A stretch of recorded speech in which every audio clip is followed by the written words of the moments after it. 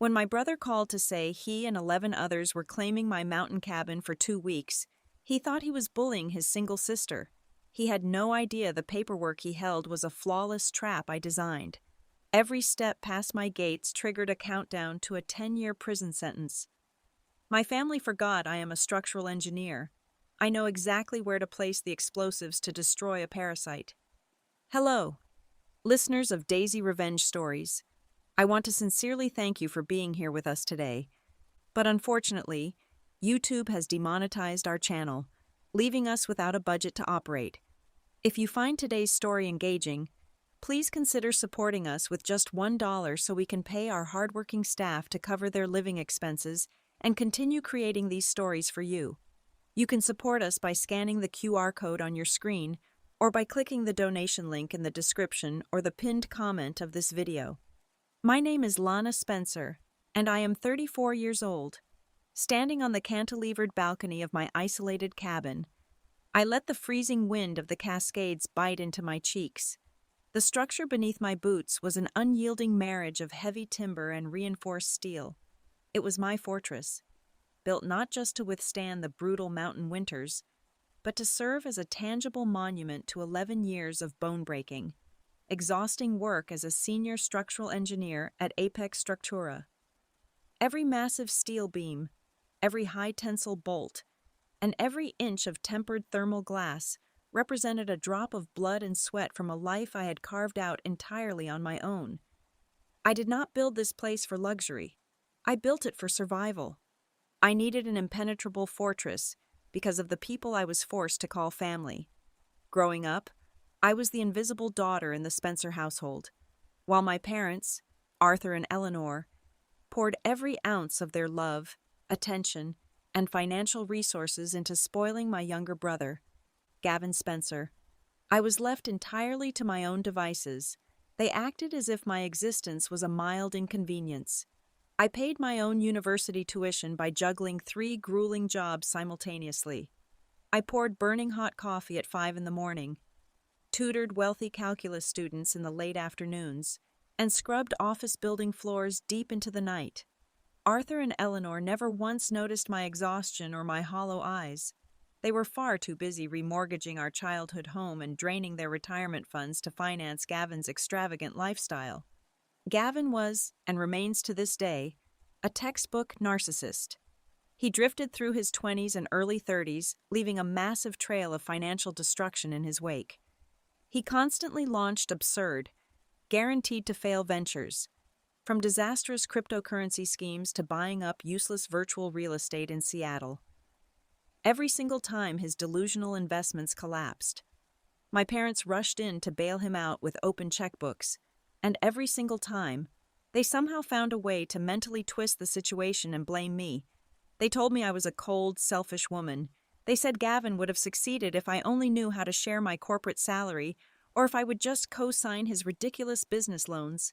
I flatly refused every single time. "I will not set myself on fire to keep your golden boy warm," I told them once. That refusal only cemented my role as the ultimate villain in their twisted family narrative. But I was smart enough to protect what was mine. When my late grandmother passed away, she left a substantial, highly confidential inheritance solely to me, completely bypassing my parents. She knew exactly what Arthur and Eleanor would do with the money. Combining that secure inheritance with my own aggressive personal savings, I bought this mountain cabin. It cost nearly $1 million, and I paid for the entire property in cash. My name was the absolute only one on the deed. There were no joint bank accounts, no family trusts, and absolutely no legal loopholes that could ever tie this sanctuary back to the Spencer family. For a brief, beautiful period of time, I found absolute peace. I spent my weekends up here in the isolated mountains, completely disconnected and far away from the toxic wasteland of my relatives. I personally redesigned the load-bearing systems to ensure the foundation was practically bomb-proof against landslides and severe weather. I installed a sophisticated underground security network, complete with reinforced steel doors, motion sensors, and independent power grids hidden beneath the valley floor.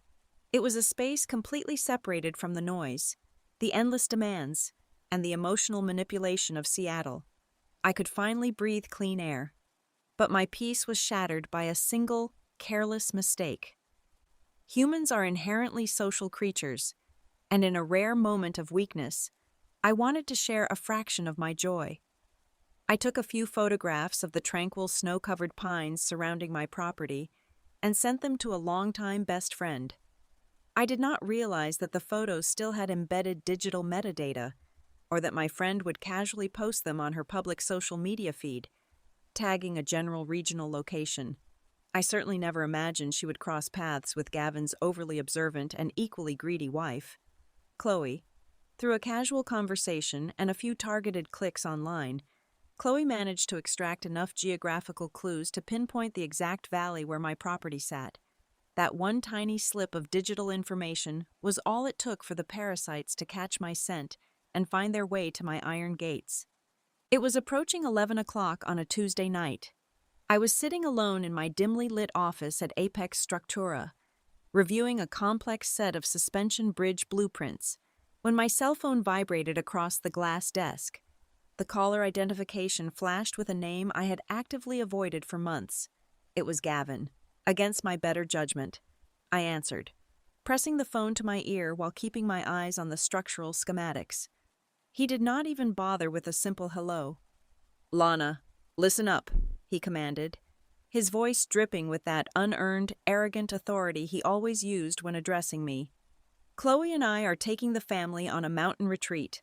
We are arriving at your property this Friday at exactly 2 o'clock in the afternoon. There are 11 of us in total. It will be me, Chloe, the kids, and Chloe's entire extended family from her mother's side. We are staying for exactly 2 weeks." I stopped writing. The sheer audacity of his statement hung in the quiet office air. He was not asking for permission. He was issuing a direct order. Before I could even formulate a response, Gavin continued with his rapid-fire list of demands. "You need to have the master suite completely cleared out and detailed by tomorrow morning. Chloe is highly allergic to dust. Also, make sure the pantry and refrigerators are fully stocked before we get there. We only eat premium organic food now, so I need you to buy grass-fed beef, wild-caught salmon, and those specific artisan vegan cheeses Chloe likes. And obviously, since there are 11 of us, the house is going to be packed. You need to pack your bags and head back down to the city for the next 2 weeks. If you're too stubborn to leave, then you need to drag a cot down to the basement storage room and sleep there. We need the entire upper floor cleared out to make space for the children." I placed my pen down on the desk. The silence stretched for 3 agonizing seconds. Then, I spoke with a quiet, razor-sharp clarity. "No, you are not coming here. Do not drive up to the mountain. Gavin, the gates will be locked, and you will not be allowed inside." The line went dead silent for a fraction of a second before Gavin completely lost his temper. His facade of control shattered, replaced by the vicious, venomous tone of a man who had never been told no in his entire life. "Who do you think you are talking to?" he snarled through the speaker. "You are nothing but a pathetic, selfish bitch. This is exactly why you are alone. Lana, you are a toxic, miserable woman. You have no husband, you have no children, and your psychology is completely mutated. You are rotting from the inside out because you are so incredibly jealous of my happiness and my beautiful family. You are going to open those doors, or I swear to God, I will make you regret it." "Goodbye, Gavin," I said, and pressed the end call button. I barely had time to set the phone down before it began vibrating frantically again. This time, it was not a phone call. It was a rapid succession of 4 audio voice messages from my mother. "Eleanor." I tapped the screen to play the first one. "Lana Spencer, how dare you speak to your brother that way?" Eleanor hissed, her voice trembling with manufactured rage. "He is trying to provide a healthy vacation for his children, and you are being an evil, greedy monster. You listen to me very carefully. If you do not open the gates to that cabin and give Gavin the master keys by Friday, I will personally drive down to the corporate headquarters of Apex Structura. I will demand a meeting with your Human Resources Department and the Board of Directors. I will tell them that you are suffering from severe, untreated clinical depression and that you have a documented history of highly unstable, violent behavior. Let us see how long they let you design their precious skyscrapers when they find out their lead engineer is a complete mental liability. Do not test me, Lana. Give your brother the house. I sat perfectly still in my ergonomic chair. The threat was clear, calculated, and designed to destroy my entire livelihood. But as I stared at the glowing screen of my phone, my analytical mind began to process a very glaring inconsistency. Gavin hated the outdoors. Chloe despised nature and complained about anything that lacked a luxury spa. Why were they so utterly desperate, so viciously determined, to occupy a rugged, isolated cabin in the freezing mountains for exactly 2 weeks? I opened a new tab on my computer browser and logged into the State Department of Revenue and Corporate Registry database. I typed in Gavin's legal name and cross-referenced it with my own property address. It took less than 10 minutes to find the smoking gun. 48 hours ago, Gavin had officially registered a brand new limited liability company. He named it Ascension Private Psychological Therapy and Rehabilitation.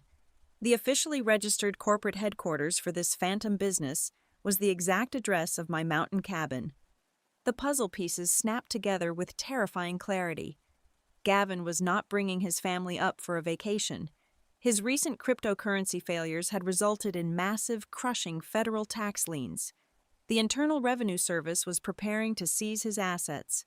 By registering a fake private rehabilitation clinic at my secluded address, he was attempting to create a fraudulent corporate front.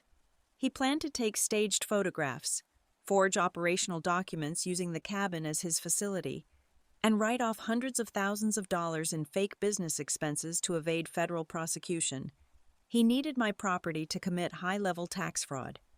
When I was in my early 20s, an attack like this from my own mother and brother would have left me hyperventilating on the bathroom floor. I would have cried, begged for their love, and eventually caved to their demands. But sitting in that office at 34 years old, I did not shed a single tear. My heart rate remained at a steady, resting 60 beats per minute. I felt a chilling, absolute calmness wash over my entire body. The very last thread of familial guilt that had been quietly holding me hostage for decades completely dissolved. They had crossed the final line. I reached for my notepad, picked up my pen, and began drafting a meticulously detailed, legally lethal counterattack. The very next morning, I did not call my therapist, and I did not reach out to my friends for emotional support. Instead, I called Vance Miller. Vance was not the type of family attorney who held your hand and handed you tissues while you cried about your childhood.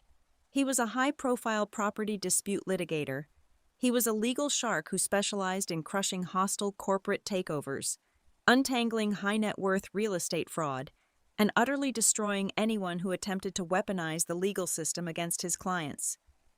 He possessed deep, entrenched relationships with county officials, federal prosecutors, and local judges. I hired him on a premium retainer the exact moment his downtown office opened. Sitting in his immaculate, mahogany-paneled conference room, I laid out my blueprint with the cold precision of an engineer presenting a structural stress test. We established a highly classified legal record right then and there. I handed him a decrypted flash drive containing the audio voicemails of my mother attempting to extort my corporate career, alongside the printed state registry documents proving my brother had established a fraudulent private rehabilitation business at my home address. I wanted a watertight legal perimeter. No leaks, no structural weaknesses. Vance reviewed the documents, his eyes narrowing as he processed the sheer audacity of my family. The standard legal protocol here is to issue a formal cease and desist letter immediately, he advised, tapping his expensive silver pen against the desk. We serve him with the papers, warn him we know all about his fake company, and force him to back off before he even packs his bags. Absolutely not, I replied, my voice perfectly steady. If we warn him, he adapts. He will simply find another location to hide his assets. Or worse, he will find a different angle to attack my career. I want to create a complete information vacuum. We are going to let him believe he has the upper hand. We let him walk right through the front door of his own federal crime. Vance smiled, a slow, calculating grin. He understood the architecture of my plan perfectly. We were not building a defensive shield. We were building a trapdoor. With the legal foundation secured in the city, I drove back up the mountain to fortify the physical perimeter of the valley. My first stop was the community gatehouse to meet with the local county sheriff and Mr.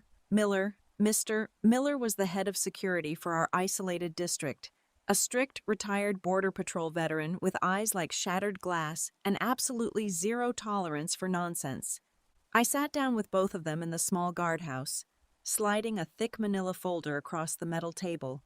It contained high-resolution photographs of my brother, his wife, and a detailed list of their known vehicle license plates. These individuals are going to attempt to breach the perimeter this coming Friday, I explained to the two men. They are currently operating a sophisticated financial fraud scheme and will highly likely present forged documentation claiming ownership, joint tenancy, or legal right of access to my property. I need you to be aware that they are trespassing scammers. Under no circumstances are they to be granted access. Mr. Miller studied the photographs, his jaw tightening as he memorized their faces. Nobody gets past my heavy gates without your explicit, direct vocal authorization, Ms. Spencer. I do not care what pieces of paper they wave in my face. I thank them for their vigilance and spent the next 48 hours executing the final technical upgrades to my cabin. As a structural engineer, I understand better than anyone that the true strength of a building lies in the critical systems you cannot see. I spent thousands of dollars completely out of pocket to install a supplementary, military-grade smart camera network. I climbed ladders in the freezing cold to hide the microlenses under the heavy timber eaves of the roof, inside the custom wooden birdhouses I had built, and seamlessly integrated them into the steel conduits of the front porch. These were not standard consumer electronics. They featured ultra-high-resolution sensors, advanced facial recognition software, and pinpoint audio recording technology capable of capturing a quiet whisper from 40 feet away in the wind. Because I knew my brother was prone to violent property destruction when he threw his narcissistic tantrums, I ensured the physical hardware could not be compromised. I hardwired the entire system into the underground independent power grid I had designed years ago. More importantly, I programmed the network's backend to automatically and instantly back up every single second of captured footage to 3 separate, heavily encrypted cloud servers located in 3 completely different states. Even if Gavin somehow managed to burn my entire beautiful cabin to the ground, his crimes would be perfectly, immutably preserved in the digital ether. By Thursday night, the fortress was complete. I sat in my quiet living room, watching the silent monitors glow in the dark. The trap was set, oiled, and waiting for its prey. The execution of his foolish plan began exactly on schedule. It was precisely 2 o'clock on Friday afternoon. The tranquil, freezing, and perfectly peaceful air of the Cascade Mountain Valley was abruptly and violently severed by the aggressive, obnoxious sound of continuous car horns. I was sitting in the driver's seat of my heavy-duty pickup truck, parked completely out of sight on a high wooded ridge overlooking the valley entrance, watching the live feed on my dashboard tablet. A convoy of 3 oversized, rented luxury sport utility vehicles rolled aggressively up to the main security checkpoint. They blocked the entire entrance lane, their massive engines idling loudly, completely disregarding the strict noise ordinances of the mountain community. The lead vehicle's tinted window rolled down, and there was my brother. He was wearing an expensive designer jacket he absolutely could not afford, leaning halfway out of the window and aggressively slamming his hand against his steering wheel to honk at Mr. Miller's reinforced guardhouse. The information vacuum had worked flawlessly. Gavin had arrived, acting entirely like the master of the universe, completely oblivious to the fact that he had just driven his entire family directly into the jaws of a federal snare. Gavin slammed the heavy door of his rented luxury sport utility vehicle. 10 other people immediately spilled out of the 3 massive cars parked aggressively behind him.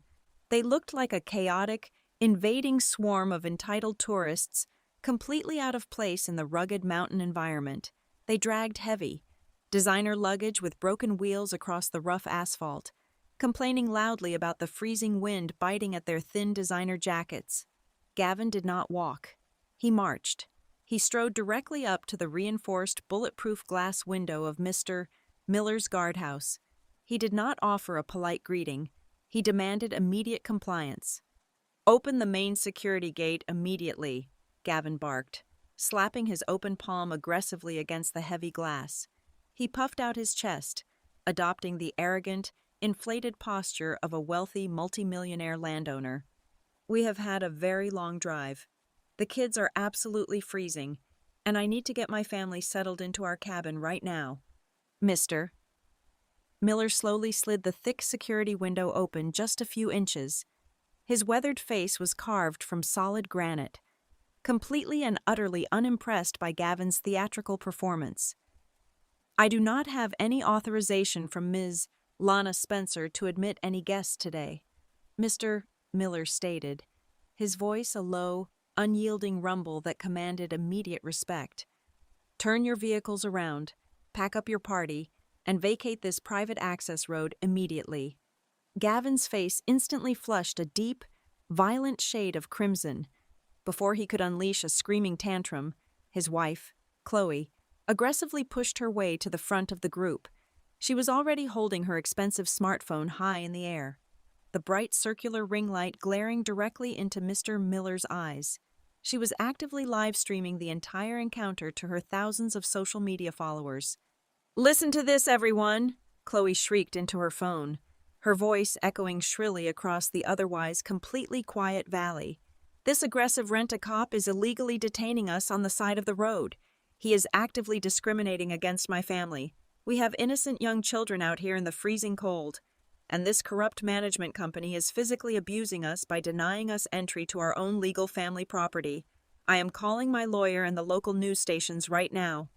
"You do not need to call anyone, sweetheart," Gavin announced loudly, stepping firmly into the frame of her video camera to play the role of the protective patriarch.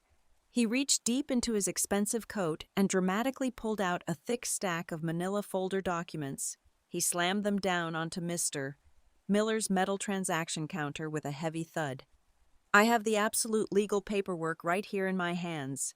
This property does not belong exclusively to my sister Lana. This is a joint family asset."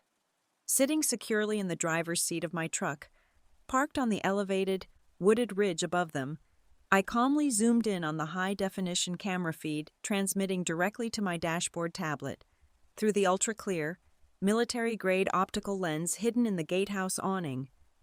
I could easily read the bold black headers of the documents. Gavin had actually done it. He had presented a completely fabricated, legally binding copy of our late grandmother's will, heavily doctored to include his name as a primary beneficiary. Even worse, right beneath it lay a fraudulent property power of attorney agreement. I stared closely at the bottom line of the second page on my screen. There, scrawled in cheap blue ink, was a blatant, incredibly clumsy forgery of my own signature. He was legally claiming the cabin was under shared Spencer family ownership. Every single word of his smug, entitled declaration, every aggressive threat from his wife, and the high-resolution digital image of his forged legal documents were actively being recorded, time-stamped, and beamed directly to my secure cloud servers. Mr. Miller did not even blink at the fake papers. He simply picked up his heavy-duty radio and contacted the county sheriff's emergency dispatcher. Within exactly 15 minutes, the flashing blue and red lights of a local police cruiser reflected off the white snowbanks. A tired-looking, uniformed officer stepped out, placing his hand casually on his duty belt, fully ready to clear the loud group of trespassers. But Gavin was entirely prepared for this exact moment. He immediately shifted his entire demeanor from an aggressive, shouting tyrant to the calm, reasonable victim of a tragic family misunderstanding. He politely handed the forged stack of papers to the police officer, speaking in a smooth, manipulative tone. "Officer, I sincerely apologize for the noise and the confusion." Gavin lied flawlessly. "This is simply a bitter, heartbreaking civil dispute. My sister is unfortunately having a severe mental health crisis, and is trying to illegally lock us out of our jointly owned family vacation home. You can look at the property deeds and the legal power of attorney right there in your hands." The officer carefully reviewed the complicated legal jargon and sighed heavily, rubbing the back of his neck. The law in this specific state was incredibly frustrating regarding suspected domestic property disputes, because Gavin possessed seemingly official, signed documentation claiming residency and joint ownership. The local police could not legally perform an immediate, forceful eviction without a formal judge's order. They were legally paralyzed for a mandated 24-hour period while the paperwork was officially investigated by the county clerk. "I cannot force them to leave the perimeter right this second if they claim joint tenancy with signed paperwork," the officer finally explained to a highly irritated Mr. Miller. "It is strictly a civil matter until a judge says otherwise. They can stay outside the gate for now, but they cannot force their way inside." Gavin practically vibrated with absolute triumph. He had successfully manipulated the local armed authorities and expertly exploited a massive legal state loophole. He turned around to face the sweeping valley, his eyes scanning the dark tree line. That was when he finally spotted the distinct, heavy outline of my dark pickup truck parked on the elevated ridge. He knew exactly who was inside, watching his every move.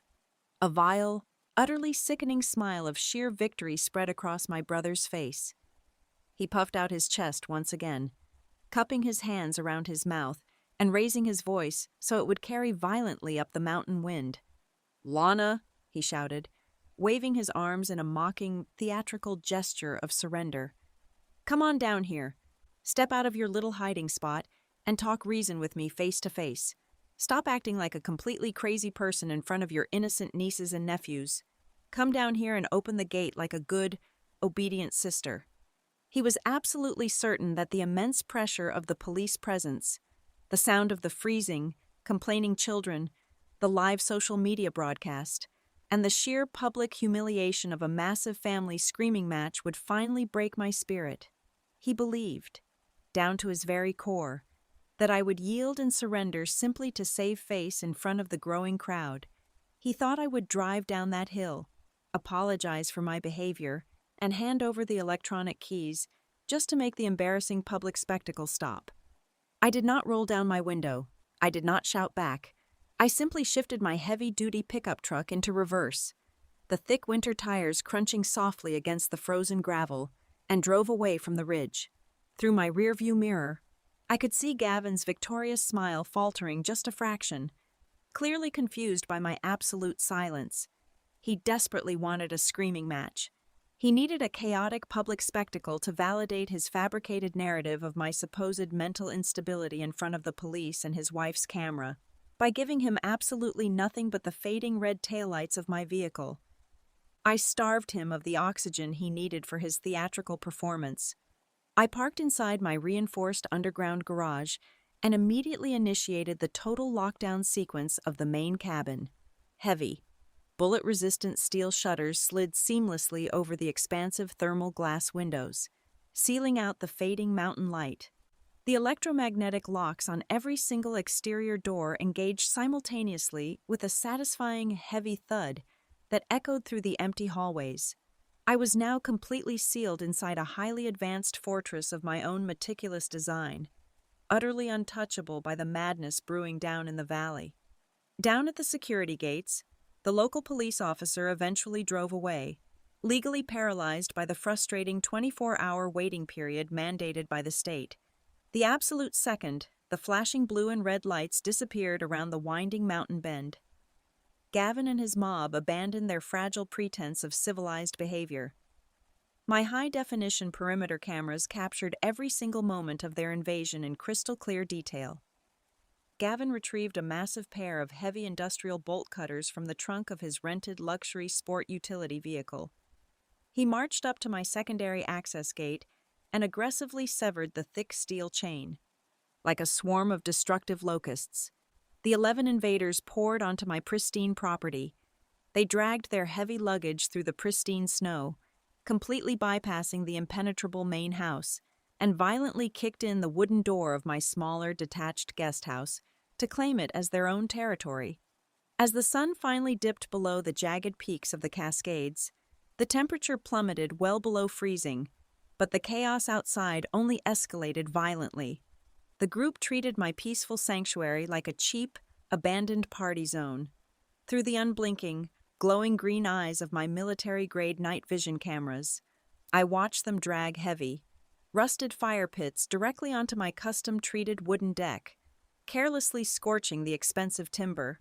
Chloe's relatives drank heavily from glass bottles, tossing the empty containers into the snowbanks and screaming with laughter. But the sight that finally caused a cold muscle in my jaw to twitch was when Gavin, completely intoxicated and shivering violently in his thin designer jacket, took a heavy steel axe to the delicate, rare Japanese maple trees I had painstakingly planted with my own 2 hands last spring. He brutally chopped them down simply to fuel their drunken, obnoxious bonfire. Around midnight, the aggressive pounding started. Gavin and 2 of his heavily intoxicated in-laws stumbled up the icy stone steps of my main porch. They hammered their bare fists against my reinforced steel front door, viciously kicking the baseboards and screaming at the top of their lungs for me to hand over the master electronic keys. The acoustic soundproofing of my cabin was so exceptionally engineered that their raging, screaming voices sounded like pathetic, muffled whispers trapped in a completely different dimension. My phone vibrated sharply against the granite kitchen counter. It was a text message from Gavin. "You lost," the message read, the digital words dripping with his trademark arrogance. "Tomorrow my lawyer and mother will be here with a medical guardianship order. You will be put in a psychiatric facility, and this house will save my career." He truly believed he had backed me into an inescapable corner. He thought he was the apex predator brilliantly dictating the terms of my complete surrender. He did not realize for a single second that he had just voluntarily locked himself inside a lethal gas chamber, and I was the one calmly holding my hand on the release valve. I sat entirely alone in my master control room. I did not turn on a single overhead light. The room was bathed entirely in the pale, icy blue glow of my ultra-wide computer monitors. The only sound was the quiet, steady hum of my private server racks. My fingers moved rapidly and precisely across the mechanical keyboard, systematically uploading massive, heavily encrypted data packets directly to my attorney, Vance. But I was not just uploading the security footage of their trespassing. I was compiling the final, devastating pieces of an explosive corporate dossier. Gavin did not know that the specific plot of land this cabin sat on was currently the primary site of an active, highly sensitive environmental stress research project fully funded and insured by my employer, Apex Structura. By legally submitting forged documents to claim ownership of this specific property, Gavin was not just committing a simple, petty fraud against his sister. He was actively and illegally attempting to usurp a multi-million-dollar corporate asset. The ruthless team of corporate lawyers at Apex Structura were going to tear his entire life to absolute shreds. But the true, beautiful masterpiece of this entire operation revealed itself exactly 30 minutes later. I was running the high-resolution facial footage of the invaders through a sophisticated, secure facial recognition program I utilized for security auditing. I wanted to positively and legally identify every single person trespassing on my land for the upcoming avalanche of civil lawsuits. The software easily and quickly matched Chloe, her parents, her siblings, and her loud cousins to their public social media profiles and driving records. However, the automated system suddenly threw a massive, flashing red security flag on the 11th person in the group. He was a remarkably quiet, unassuming man sitting completely still near the edge of the roaring bonfire. Chloe had loudly introduced him to the police officer earlier as her distant, introverted uncle visiting from out of state. But my software, secretly cross-referencing advanced federal database registries, told a completely different, incredibly thrilling story. The quiet man did not share a single drop of genetic DNA with Chloe's entire family tree. His real, legal name was highly protected by government firewalls, but his official employment record was not. He was a highly seasoned, deep-cover federal inspector working directly for the Internal Revenue Service. The realization hit me like a brilliant bolt of lightning illuminating a dark room. The federal government was already completely aware of Gavin's massive tax evasion and his fake rehabilitation clinic scheme. This undercover federal agent had somehow brilliantly infiltrated Chloe's extended family network back in Seattle and deliberately attached himself to this chaotic mountain trip simply to gather physical, undeniable evidence of Gavin's fraudulent operations. Gavin was so incredibly arrogant, so blindingly narcissistic, that he had literally invited a federal tax investigator directly to the scene of his own federal crime. I did not hesitate for a single fraction of a second. I utilized a heavily encrypted virtual private network to completely bypass standard communication lines. I carefully scraped the digital metadata from the undercover agent's proximity footprint and managed to ping his secure mobile device directly through a localized wireless drop. Sitting perfectly still in the dark, I sent a single, anonymous digital package directly to his phone. I did not type a single word of greeting.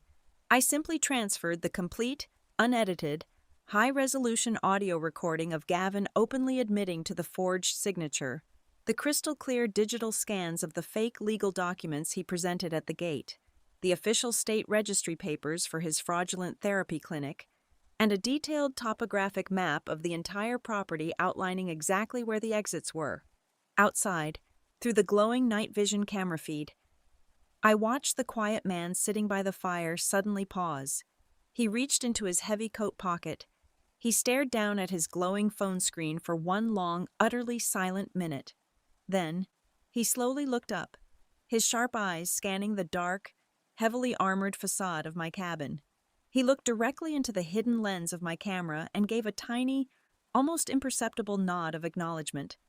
The final steel nail was officially driven into the coffin. My cabin was no longer just a toxic family battleground. It was now the official staging area for a major, inescapable federal takedown. I leaned back slowly in my ergonomic chair, finally allowing a cold, hard smile to cross my face, and simply waited for the sun to rise. The sun crested over the jagged peaks of the Cascade Mountains exactly at 6 o'clock the following morning, casting a brilliant, blinding golden light across the frozen valley. Gavin had promised that his lawyer and my mother would arrive at the break of dawn with a medical guardianship order to drag me away to a psychiatric ward. He was completely wrong. There were no civil attorneys. There were no medical transports. Instead, the heavy morning silence was violently shattered by the roaring engines of 5 unmarked, black armored tactical vehicles tearing up my private access road. They bypassed Mr. Miller's gatehouse entirely, their heavy tires kicking up massive clouds of white snow as they swarmed the perimeter of my detached guest house. Standing safely on my cantilevered balcony, wrapped in a heavy wool coat, I watched the spectacular finale unfold. Dozens of federal agents wearing heavy tactical vests alongside heavily armed state police officers poured out of the vehicles.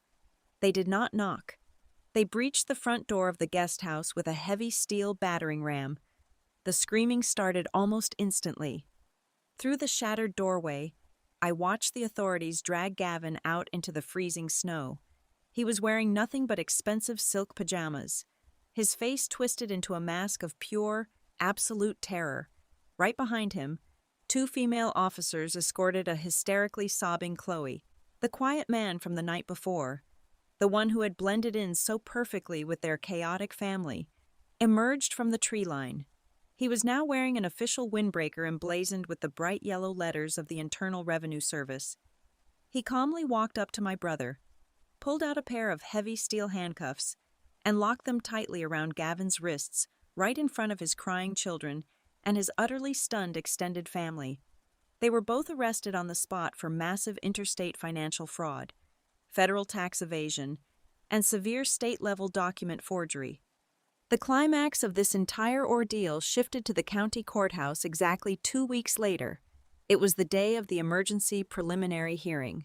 The grand, echoing marble hallways of the Justice Building were cold and unforgiving.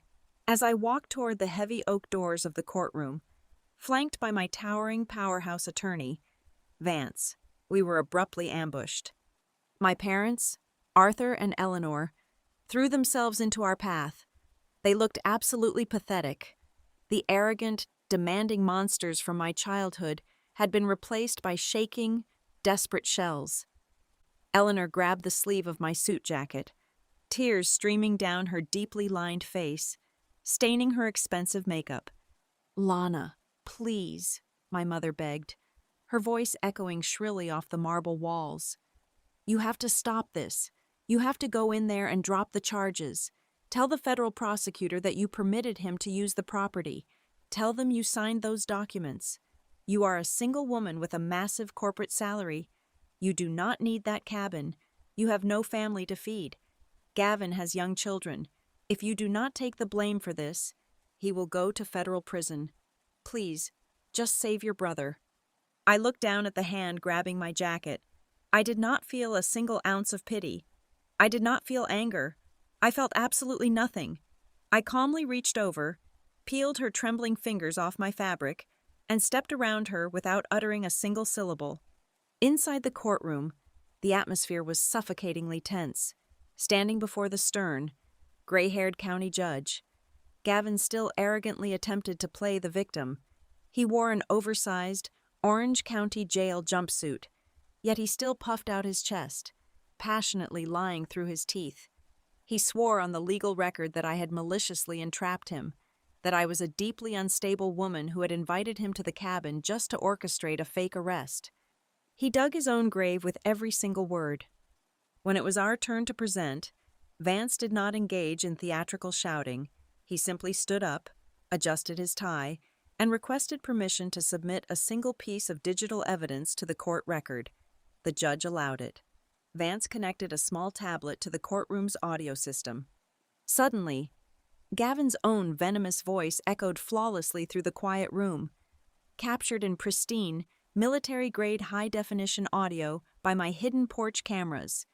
The entire court listened in absolute stunned silence as Gavin bragged about forging my signature. They listened as he gleefully outlined his exact plan to use a fake medical guardianship order to throw me into a mental asylum so he could steal my property and save his fraudulent therapy business. The color completely drained from Gavin's face.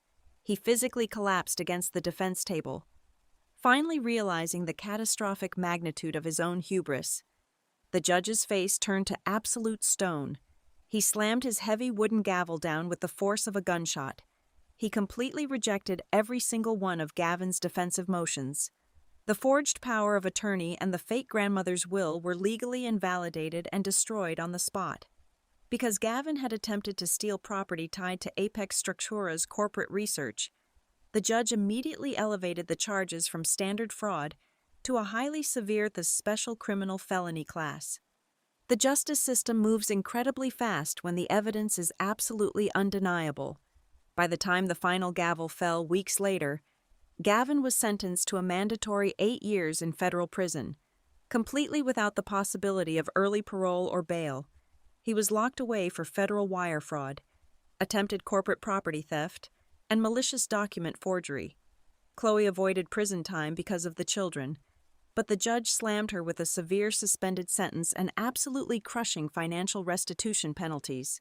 The massive legal fines completely bankrupted them, stripping away their rented luxury cars, their fake designer clothes, and their hollow manufactured lifestyle. As I exited the heavy brass doors of the courthouse for the final time, Arthur and Eleanor stood on the concrete steps, waiting.